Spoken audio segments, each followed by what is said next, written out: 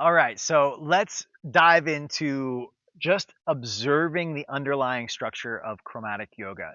We will get into how to create it for yourself and really trying to refine your skills. But first, let's talk about some terms that you need to know. One, physical through line, or the word through line is a defining factor of a chromatic yoga class. All chromatic yoga classes have what we call a through line. It may be physical, which we call a physical through line, or it could be thematic, say a philosophy teaching. That would be a thematic through line. Okay, we have all sorts of we have qualitative through lines. So if you want to say like move like water, that's a quality that you can bring into a class. There's all sorts of through lines that we could come up with that I haven't even thought of yet, and maybe you will come up with. But first, we start with the basics. The majority of us are teaching asana, which is physical practice. So we start with making sure that our physical practice is offered in an organized way and it can really enhance the practice of our students so that when they're in their body, they're going to feel really good and empowered on their yoga mat. That's the preliminary. Then, from that feeling of empowerment and really connecting to their body, we can layer in things like thematic through lines and teachings of yoga. But first, we just start with a basic structure. So, the easiest way to get started, in my opinion, is help you to understand that chromatic yoga utilizes what we call a peak pose. And it's important to understand the word peak pose doesn't mean that it has to be the most challenging posture in the book. And it doesn't have to be something that's inaccessible to everybody. But it does mean that the culmination of the yoga class is leading to that posture. So, for example, if it was dancer pose, the entire class is leading into that dancer pose so that when the student gets to dancer pose, they don't feel like it's out of nowhere. It feels systematically from a nervous system, neuromuscular system perspective that their body was being moved into this pose, that the inevitable posture that their body will take is dancer pose. We want them to feel that when they get to the peak pose rather than like, I did a bunch of poses and now I'm going to do some other challenging posture, right? Some challenging posture that has nothing to do with everything else I've done. So chromatic is seeking to organize the experience for the student so that their mind and nervous system can make sense of everything that just happened with a defining moment. This is, you know, all books, if you ever, if you're into books or movies, all have the same structure that underlie them, right? Could you imagine watching a movie where it's just a bunch of scattered events and there's never any organization to those scattered events? There's never a moment that tells you why you were watching all those, or a TV show, you're just watching aimless things and it never culminates in anything. That would feel like a waste of time for most of us. Maybe there's some kind of character development that feels like a peak moment where you're understanding someone's psychology. Um, but there's still a peak moment within that. And sometimes when I talk about a peak posture, people get a little bit resistant because they start thinking, oh, well, now, this is a superficial type of yoga practice. That's not this. That's not the purpose of this at all. In fact, you never have to tell your students it's a peak pose. That's not really the goal, but it's for you to organize your class around a trajectory. That doesn't mean everybody has to get to the peak pose. In fact, if everyone is getting there, it's probably too simple or it's not the right choice, right? We want to give them the feeling that they're walking a path, they're going up, they're hiking up a mountain. And if you think of a class like that, they're hiking up the mountain. Yeah, the peak of the mountain is not important, but it does give us the intent to have a journey, right? It's not the destination, it's the journey. But without a destination, we don't have a journey, right? If you wanted to go somewhere, you get in your car and you just say, GPS, go somewhere. It says, where would you like to go? There has to be a destination point in order to have a journey at all. So we can honor the journey, but also honor that the journey is created because there is a destination rather than demonizing a destination. The teaching, in my eyes, really should be what happens when you don't reach the destination? Are you still able to appreciate the efforts you put forth and the things you've learned and the experiences you had along the way? That's should be the teaching. It's not about, you know, negating the destination.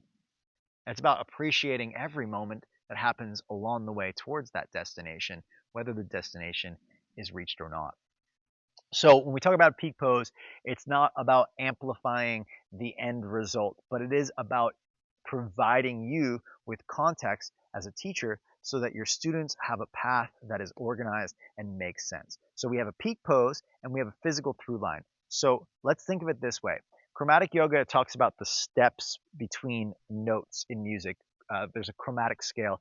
And the reason I called it chromatic was because chromatic music scale is small steps between notes. If we look at the major scale in music, the vibrational tones are bigger than the chromatic scale. So the major scale you're familiar with, do, re, mi, fa, sol. The chromatic scale sounds like this. Do, ra, re, mi, mi. There's smaller steps vibrationally speaking to get to the same place, but there's more steps than say in the major scale. There's 7 notes to get to the top, and in a chromatic scale there are 12 notes. So if we look at it that way, smaller steps may mean more steps, but they're incrementally smaller, which means they're more attainable or more achievable to get to the same place. And that's a key factor about getting to a peak posture, but it's also utilized in anything that we do as chromatic teachers, students, and practitioners of life. The idea is if we have big dreams, big goals, things that we want to attain in life, it always can be broken down into small, attainable steps. And that's kind of the philosophy that we're working upon, but we're also instilling in our students as we have this big adventure going to some peak posture that if they take the small steps, they can get there. And I always think about Michael Jordan, one of the best basketball players that ever lived, when he talks about what he did in practice, or even when people talk about what he did as a as a practitioner of basketball, post practice, when everyone was done, he would just sit there and throw free throws, which is basically standing on one line and shooting, not moving anywhere, standing in place, and over again shooting from the same place. And working on just the refining technique of how the ball rolls off the fingertips over and over again. You'd think that, after years and years, decades of practicing, from shooting from one place in the same place at the same, height of a net and the same size ball, that it would be easy at some point. But the reality is that all big goals, in this case, his goal would have been to be the best basketball player in the league, which he's one of the best basketball players of all time.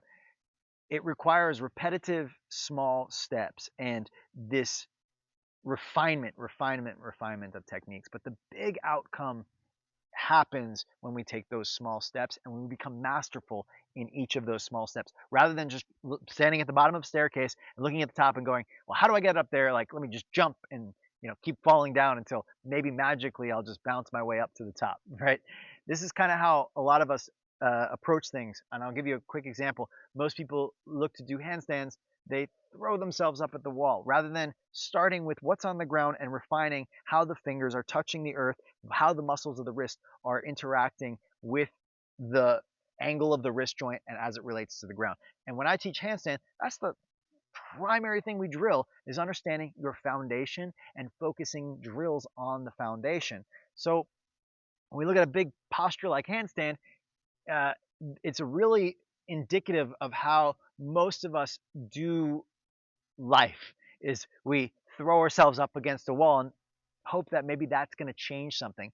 And so the kind of philosophy we're going to be working with as chromatic teachers now is, okay, we've got a peak posture, we have something that's challenging, which could be something like down dog or tadasana even, which might be the most challenging one. Tadasana, standing in a way that is fully aware of our physical patterns and trying to work them out. So, Tadasana, if your left shoulder's up like this, you're not aware of that in everyday life, but in Tadasana, you're trying to become aware of all of the different patterns you have in your body, which is an advanced concept. Now, that brings me to the next thing. A peak pose could be simple, but what we are doing, the steps to get there might be complex. But let's start with what I think is easier, a challenging peak pose with attainable steps to get there. A physical through line is carrying one action or technique or muscle engagement through an entire class, and it's the steps, it's the building blocks that make up the posture. Okay, so what people should feel like when they get to, let's say, crow pose, if let's say crow pose is our peak posture, what people should feel like is that the inevitable next step is crow pose at the 3/4 point of the class, that is. So, meaning they've done so many small steps that got their body so prepared and in the direction of crow pose that it feels inevitable that their body's ready. Crow pose is just going to happen. It's the next small step. They've done everything that crow pose requires before doing crow pose. So to simplify the structure, we have a peak pose, then we have repeating one muscle engagement through a series of postures that makes that one muscle engagement easier and easier because you're repeating it. But the postures themselves are getting more complex as the class goes along, and they're getting closer and closer to crow pose. So let's take an example. What you're going to observe in the class that follows this, you're going to take notes and see how I do it. But we'll have a peak posture of crow pose, and then you're going to try to figure out what's my peak action. I might have 2, maybe 3, which is a possibility. And what are the poses that teach that peak action? Let's take it away from crow pose for a second so you have an opportunity to just more observe crow pose, the class itself. But let's do full wheel pose as our peak posture. And we're going to say the peak engagement, or what we would call the physical through line, is going to be an activation of the buttock muscles. Okay, now you might be saying, well, I thought you're supposed to relax your buttocks in full wheel or whatever you might have heard from here.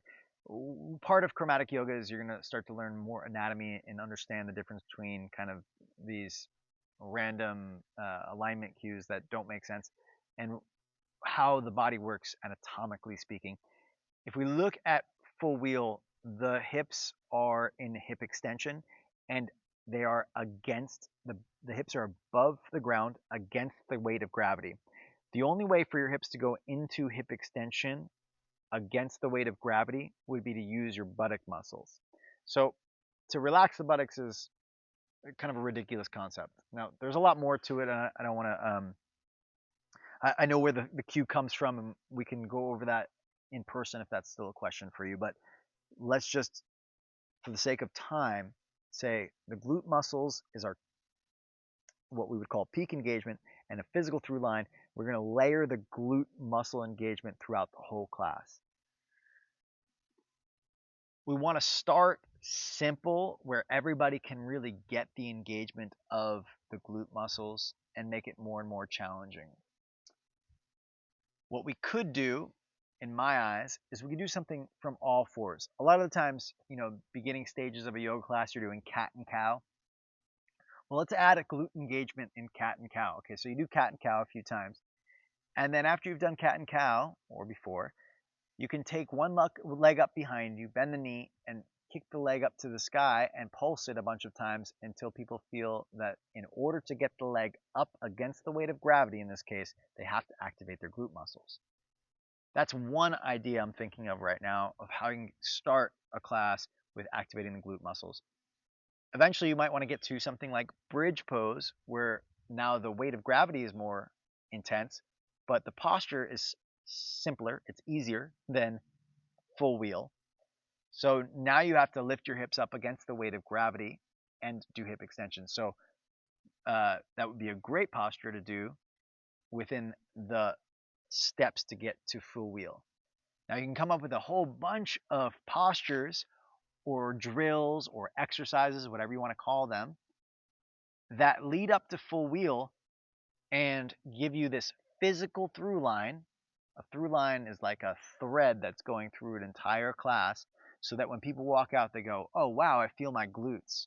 Or, oh, wow, I love how, activating my butt muscles lifts my hips up in full wheel. Or, wow, my, low back feels a lot nicer because I was using my glute muscles at the end of the class when we got into full wheel.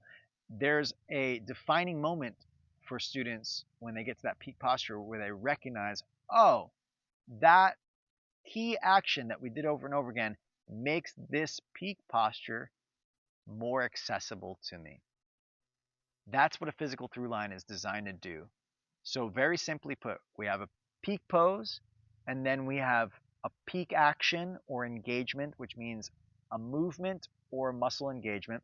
A movement would be retraction of the scapula. That would be a peak action, to retract the scapula. An engagement would be to engage your rhomboids. I don't want to get too deep into the difference between them because they're the same thing more or less. We just use different terms to make it a little bit easier on us as we are communicating as teachers if we mean to focus the student's attention on an action versus a sensational engagement of a muscle. Do you want to call the attention to squeezing the shoulder blades together, which would be a peak action, or do you want them to feel the rhomboid muscles activating? We'll get into this in person because it's a little bit more complex and unnecessary to go over right now. But either way, the peak action or engagement is going to make up the physical through line. The physical through line is going to be repeating that action or muscle engagement throughout the entire class. In this case, we chose a peak engagement of the glute muscles, and everything we do leading up to the peak posture, every time we do an exercise that engages the glute muscles along the way, that's called a layering pose. I'll say it again. So we have a peak posture and then we have the staircase, right? Every time we choose a pose or an exercise that engages the glutes, we're going to call that a layering posture, layering towards this peak experience. We have peak pose, we have several postures or exercises, that's my pig, several postures or exercises that lead to this peak moment, this peak pose, and those are called layering postures. Hope you didn't get distracted by the pig. Layering postures are I'll say it one more time, the repeating action or engagement that is occurring all the time, or as many times as possible, in a yoga class that is teaching the one thing. In this case, we talked about the gluteus muscle engagement. Anytime you ask your students to activate their glutes throughout the class, we call that a layering posture. And the more you do it, the more it's going to feel like when they get to that last pose that, of course, they're going to engage their glutes. And of course, they'll feel that if you chose a good peak action or engagement, that it has provided greater access to that pose. And inevitably, their posture, their practice has now advanced quite a bit because they focus so much on this one thing. Now, does everything have to engage the glutes? Of course not. That would be too fatiguing. There's, like I said, a structure of a class. We have welcome, we have warm-ups like cat-cows, we have sun salutations, standing poses. Now, within that structure, that standard structure that we use for vinyasa, hatha, all sorts of physical classes, you're just going to insert these layering postures within. For example, the way I said it, cat, cow, inhale, exhale. Now take your right foot up and kick your heel to the sky until you feel your right buttock muscles engaged. Now let's do the left side. Bring your left leg up to the sky and pulse it up to the sky a bunch of times until you feel your left buttocks engaging. Great. That's now a layering posture. Move on. All right, everybody come to downward facing dog. Blah, blah, blah, blah, blah, plank, chaturanga, whatever. We're going to step the right foot forward, high lunge, come back to down dog, left foot forward, high lunge, come back to down dog. Now take your right leg up into three-legged dog.